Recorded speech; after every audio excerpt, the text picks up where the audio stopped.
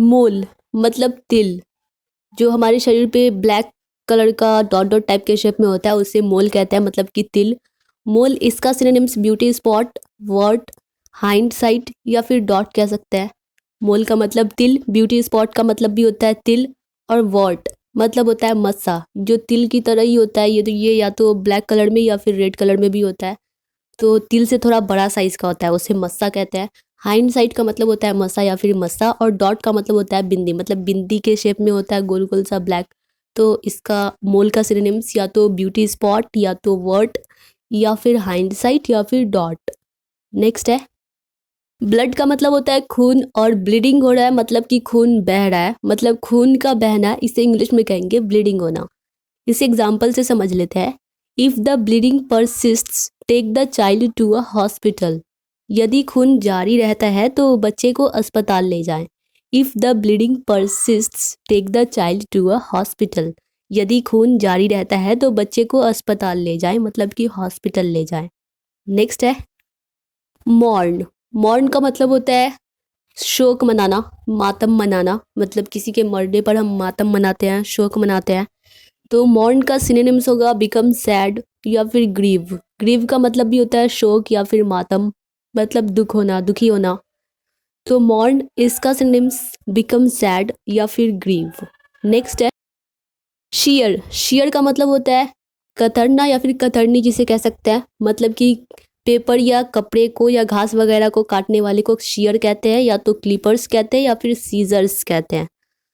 तो एग्जाम्पल से समझ लेते हैं। For cutting this piece of cloth properly I need a pair of seizures.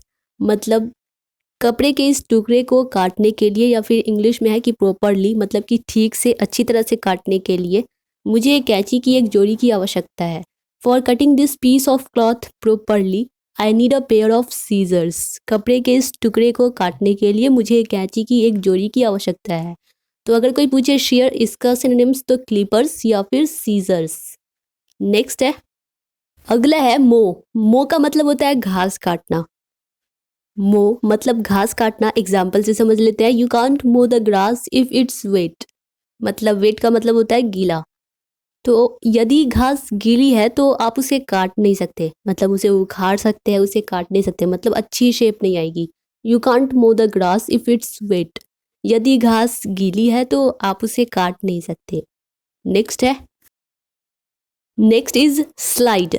Slide इसका सिनोनिम्स ग्लाइड। स्लाइड का मतलब भी होता है फिसलना, फिसलन या फिर सरकना, और ग्लाइड का मतलब भी होता है फिसलन या फिर फिसलना। एग्जाम्पल से समझ लेते हैं। The drawers slide in and out easily. दराजें या फिर दराज आसानी से अंदर और बाहर खिसकती हैं। The drawers slide in and out easily. दराजें आसानी से अंदर और बाहर खिसकती हैं। नेक्स्ट है स्प्रेड। स्प्रेड करना मतलब फैलाना, बिखराना। एग्जाम्पल से समझ लेते हैं। We spread fertiliser on our yard. Yard या फिर कोर्ट यार्ड दोनों का मतलब होता है आंगन। हम अपने आंगन में उर्वरक फैलाते हैं। फर्टिलाइजर मतलब उर्वरक, खाद, जो हम खाद डालते हैं पौधों के लिए ताकि ज़्यादा अच्छा ग्रो हो पौधों का। We spread fertiliser on our yard. हम अपने आंगन में उर्वरक फैलाते हैं। सेकेंड एग्जाम्पल है the fire spread quickly through the building.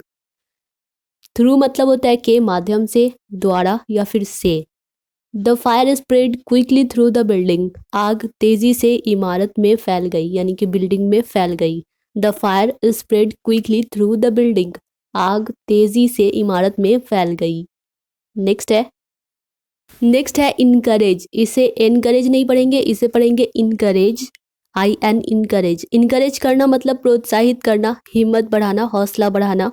Encourage इसका सिनोनिम्स है स्टिम्युलेट या फिर प्रोमोट। स्टिम्युलेट करना मतलब उकसाना, प्रोमोट करना मतलब बढ़ावा देना।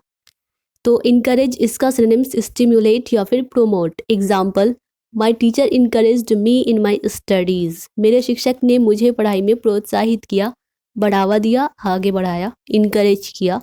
माई teacher encouraged me in my studies. मेरे शिक्षक ने मुझे पढ़ाई में प्रोत्साहित किया।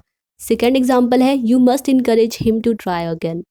मतलब आपको उसे दोबारा प्रयास, मतलब कि दोबारा कोशिश करने के लिए इनकरेज करना चाहिए, मतलब उकसाना चाहिए, प्रोत्साहित करना चाहिए। You must encourage him to try again. आपको उसे दोबारा प्रयास करने के लिए प्रोत्साहित करना चाहिए। नेक्स्ट है डोमेस्टिक। इसका मतलब होता है घरेलू। Example, I was called out to attend a domestic dispute. Dispute का मतलब होता है विवाद, झगड़ा। I was called out to attend a domestic dispute. मुझे एक घरेलू विवाद में भाग लेने के लिए बुलाया गया था। I was called out to attend a domestic dispute. मुझे एक घरेलू विवाद में भाग लेने के लिए बुलाया गया था। सेकेंड एग्जाम्पल है it will take more than domestic comfort to stop him. उसे रोकने के लिए घरेलू आराम से कहीं अधिक की आवश्यकता होगी। It will take more than domestic comfort to stop him. उसे रोकने के लिए घरेलू आराम से कहीं अधिक की आवश्यकता होगी। नेक्स्ट है डेस्पिरेट। नहीं पढ़ना, इसे पढ़ना है डेस्परेट। पी नहीं। डेस्परेट इसका सिनोनिम्स होता है इम्पेशेंट। डेस्परेट का मतलब होता है बेताब, बेकरार। और इम्पेशेंट का मतलब होता है बेसब्र, मतलब कि कोई सब्र नहीं है, एकदम ही इम्पेशेंट है। तो example, he was desperate to get a job. वह नौकरी पाने के लिए बेताब था, बेकरार था, बेसब्र था, मतलब थोड़ा भी सब्र नहीं था। He was desperate to get a job. वह नौकरी पाने के लिए बेताब था। सेकेंड एग्जाम्पल है I had no money left and was desperate. मतलब मुझे या फिर मेरे पास पैसे नहीं बचे थे और मैं हताश था, मतलब बेसब्र था, बेताब था। I had no money left and was desperate. मेरे पास पैसे नहीं बचे थे और मैं हताश था।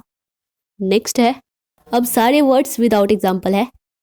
ग्रीडी का मतलब होता है लालची। इसका सिनोनिम्स होता है डिजायरस या फिर ईगर। ग्रीडी मतलब लालची, डिजायरस का मतलब इच्छुक या फिर जिसे उर्दू में कहा जाता है ख्वाहिशमंद, और ईगर का मतलब होता है उत्सुक, मतलब कि शौकीन। तो ग्रीडी इसका सिनोनिम्स डिजायरस या फिर ईगर। ग्रीडी मतलब लालची, डिजायरस का मतलब इच्छुक या फिर ख्वाहिशमंद, और ईगर का मतलब उत्सुक यानी कि शौकीन। नेक्स्ट है मैटर। मैटर का मतलब होता है मामला या बात। जैसे होता है ना कि व्हाट्स द मैटर, क्या बात है, मामला क्या है, व्हाट्स द मैटर। तो मैटर इसका सिनोनिम्स होता है डीड। मतलब डीड का मतलब होता है काम, कर्म। जैसे होता है ना कि जैसा कर्म करोगे वैसा भरोगे, तो डीड का मतलब होता है काम, कर्म। बात भी होता है या फिर हरकत भी होता है कि उसकी हरकतें अच्छी नहीं है, his deeds are not good. और केस का मतलब भी होता है मामला।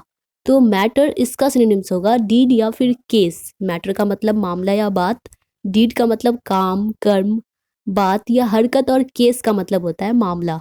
नेक्स्ट है, अगला है टेलीस्कोप। टेलीस्कोप इसका सिनोनिम्स स्पाई ग्लास। स्पाई का मतलब होता है ना जासूस, तो टेलीस्कोप से भी हम दूरबीन, दूर की चीज़ों को देख सकते हैं, तो मतलब जासूस की तरह। तो स्पाई ग्लास का मतलब भी होता है कि दूरदर्शक यंत्र, मतलब कि दूरबीन की तरह काम करता है ये भी।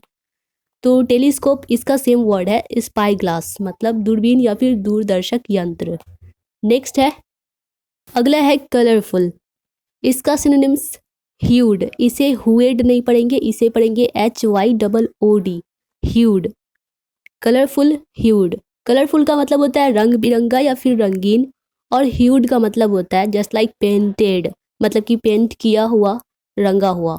तो कलरफुल मतलब कि रंग बिरंगा या फिर रंगीन, और ह्यूड का मतलब होता है रंगा हुआ, मतलब पेंटेड।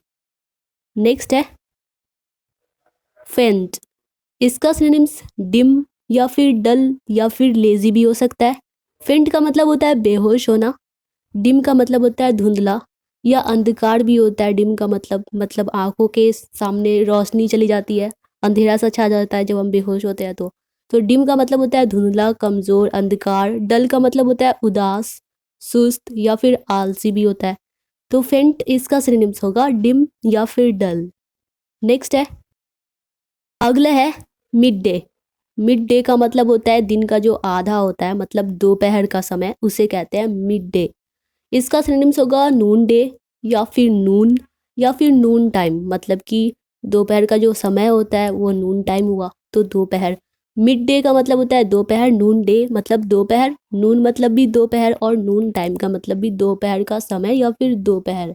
तो मिड डे इसका सिनोनिम्स नून डे, नून या फिर नून टाइम। नेक्स्ट है, अगला है फाइनल। इसका सिनोनिम्स एंड, अल्टीमेट या फिर इवेंचुअल। फाइनल का मतलब होता है अंतिम, मतलब कि आखिरी। एंड का मतलब होता है समाप्त या फिर अंत, और अल्टीमेट का मतलब होता है अंतिम।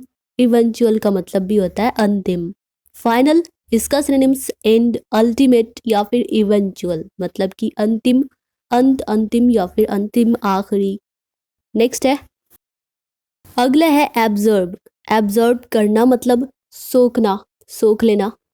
इसका सिनोनिम्स होता है सोक, सक या फिर सिप।